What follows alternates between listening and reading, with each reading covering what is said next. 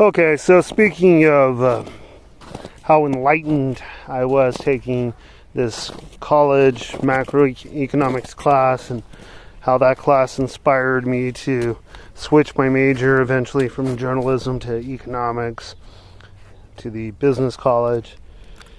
The reality is that not only did I write math sucks when I was in an AP Algebra 2 class in the 10th grade, and then got pulled out of all the smart people classes after having been drugged out of special ed classes to take the higher level classes and then thrown into the medium. It's pretty miraculous that not only have I taken higher level math classes, that I intend on taking future higher level math classes beyond what I've already taken, and that I've also taught math at the high school level.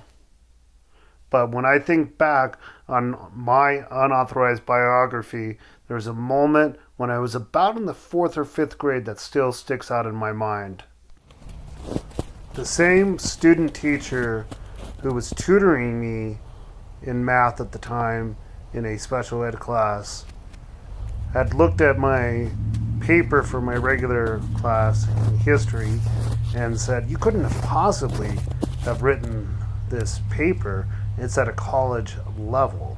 Now the teacher, my actual teacher, assured her, no, he does that. He learned to type, and that's how he writes. Well, that same teacher was working with me, the student teacher was working with me on math, and I remember overhearing her talk to the special ed teacher who was like her mentor and telling her where I was at in math, and she said, oh, okay, well, just stop teaching him math until he catches up with the other special ed kids. The goal wasn't to mainstream me. The goal wasn't to mainstream me into regular class. No, the goal was to keep me where I was at and to literally not teach me, to literally disenfranchise me from a more robust education. So never mind the fact that later I took an IQ test in the 9th grade and they decided to pull me out of those classes, and then finally not only put me into regular classes but put me in classes that they hadn't even prepared me for, and then left me with the shock of being pulled out of those classes and then put in the middle where supposedly I belonged, and I was happy because I didn't really want to stick out one way or the other anyway.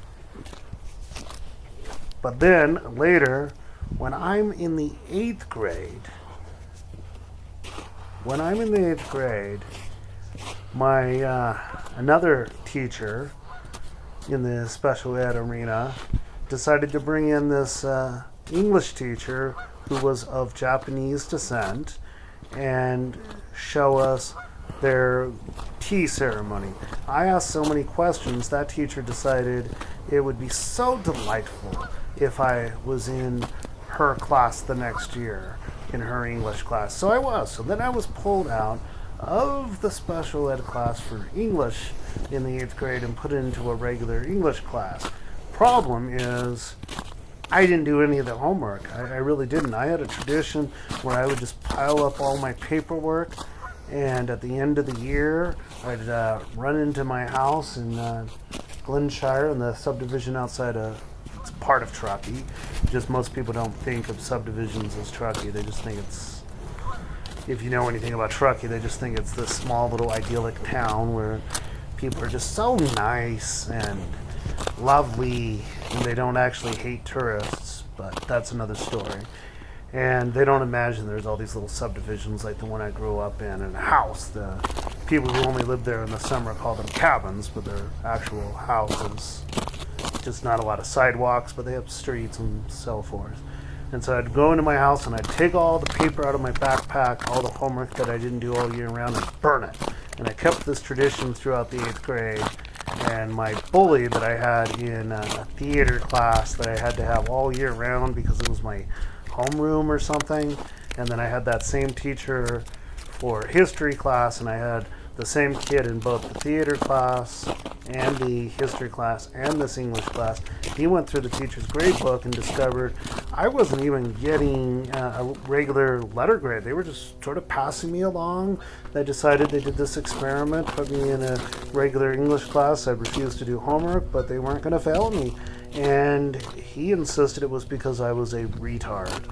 And he reminded me of that every day. He also called me the other F word, the unpleasant F word, because I didn't have any girlfriends. I wasn't going out with girls, so I must be gay. And of course, I got to do the Seinfeld thing and say, oh, not that there's anything wrong with that.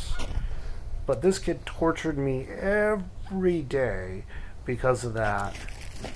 Because he knew that I wasn't even getting a regular grade in that class. And this teacher just pulled a trigger, just decided, really, of her own volition, just to pull me out of the class. And I remember walking out of her class one day, her science class, and I said, you're not even teaching real science. This is ridiculous. But I guess I'm not smart enough to take a science class. And what she said was, well, you don't do your homework in English. Why the hell should I put you into a regular science class? You're smart enough, but you won't do your homework. Well, you know what? She didn't even give me the opportunity to find out if I might have done the homework in that class. Maybe I would have. But when all was said and done, I only took one science class my entire high school career. So I took an earth science class, something like that. And that's a story for another time, a memory that sticks out about that. But it has nothing to do with the search for enlightenment or data and wisdom or anything like that. I took that one class. Then when I ended up getting my degree in economics, I took a geography class at the community college and then a biology class over the summer in the mini term that was like 3 weeks long.